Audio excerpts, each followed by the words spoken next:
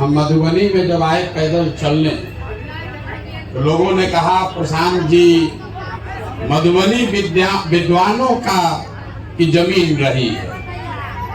हम जब महीना डेढ़ महीना मधुबनी में चल लिए तो सारे विद्वान वहां इकट्ठा हुए शहर के सोपौर। तो हमने उनको बताया कि पूरे जिला में घूमने के बाद विद्वान तो कोई मिला नहीं, मजदूर हर घर में जरूर मिला। आपके बाप दादा कहीं विद्वान रहे होंगे, आप विद्वान नहीं है।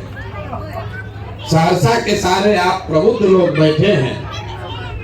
आप में से ज्यादातर लोग जानते हैं कि आप बिहार के 7वें सबसे गरीब जिला है। ये आपकी विद्वता के बाद आपके परिश्रम, पराक्रम, समझदारी, भाषण सब के बावजूद ये दशा है कि बिहार जो देश का सबसे गरीब और पिछड़ा राज्य है, वहां के भी आप सबसे पिछड़े जिले हैं। और आप किसको चुन कर लाते हैं वो हमको सबूत देने की जरूरत नहीं है।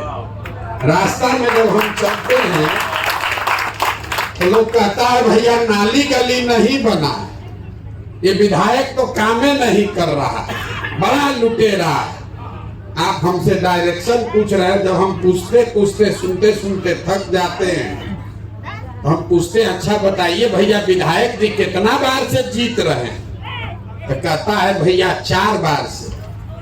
सांसद महोदय कितना बार से जीत रहे हैं? तो भैया 6 बार से। इनके बाबूजी भी जीते थे, अभी भी जीत रहे हैं। तो भाई आप सब प्रबुद्ध लोग होकर सब कुछ जानते हैं और फिर उसी सांसद को जिता कर लाते हैं।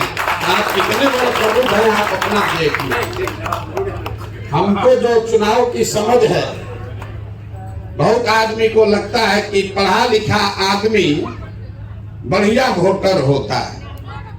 लोग हमको कहता है रास्ते चलते हुए कि बिहार में इतना दुर्दशा इसलिए है कि यहाँ पर बड़ा जातिवाद है। आप लोग भी अभी खड़ा होकर सवाल पूछिएगा भैया जाति से कैसे निपटिएगा? जितना पढ़ा लिखा आदमी है वो अनपढ़ से ज्यादा जातिवादी है। कहने के लिए बड़ा अच्छा लगता है। तो पढ़े लिखा आदमी जो है वो अच्छा वोटर है, ये गलती कभी जीवन में मत कीजिएगा। आपको 2 उदाहरण दे देते हैं। इस देश में मनमोहन सिंह जीवन में एक ही चुनाव लड़े और चुनाव में इस देश के सबसे बड़े इकोनॉमिस्ट को हरा दिया। अगर सब पढ़ा लिखा आदमी होशियारे वोटर होता तो मनमोहन सिंह चुनाव वहां कैसे हारते? अगर उसे सहरसा से हार जाते तो सब आदमी दोष देता शहर में बैठ के ड्राइंग रूम में। क्या कीजिएगा, सहरसा के आदमी को समझ है, सब बुर्बक आदमी सब जाके जात के नाम पर वोट दे दिया। दूसरा आपको उदाहरण दे देते हैं। कई बार हम लोग को लगता है कि पढ़ाई नहीं है इसलिए वोटर अच्छा नहीं। तो जब देश आजाद हुआ तो पूरे देश में 13% था एजुकेशन का लेवल। मतलब करीब करीब 87% लोग पढ़े लिखे नहीं थे, अनपढ़ थे। मतलब सभी करीब सारा समाज ही अनपढ़ था। उसी अनपढ़ भारत ने, उसी अनपढ़ समाज ने किसको नेता चुना?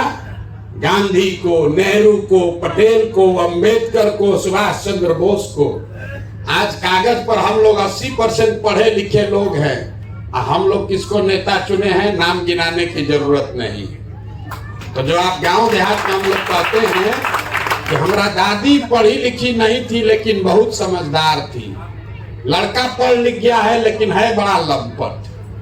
तो पढ़ा लिखा आदमी होशियार और समझदार वोटर है ये जरूरी नहीं। और दूसरी पढ़े लिखे लोगों के लिए एक बात, ग्रीस के एक दार्शनिक थे प्लेटो, उन्होंने बहुत अच्छी बात आज से सैकड़ों साल पहले बताया। इन सोसाइटी जहां पर लोग पढ़े लिखे लोग राजनीति में भागीदार नहीं बनते हैं, हम हिंदी में बोल रहे हैं, अंग्रेजी में बोलने का कोई फायदा नहीं है, पीछे बहुत गांव के लोग हैं। जिस समाज में पढ़े लिखे लोग राजनीति में भागीदार नहीं बनते हैं, उनको इस बात के लिए तैयार रहना चाहिए कि उनके बीच का कोई मूर्ख आदमी राजा बनकर उन पर शासन करेगा। तो यहाँ आप जितने लोग बैठे हुए हैं, इसी दोनों पीड़ा से ग्रसित है।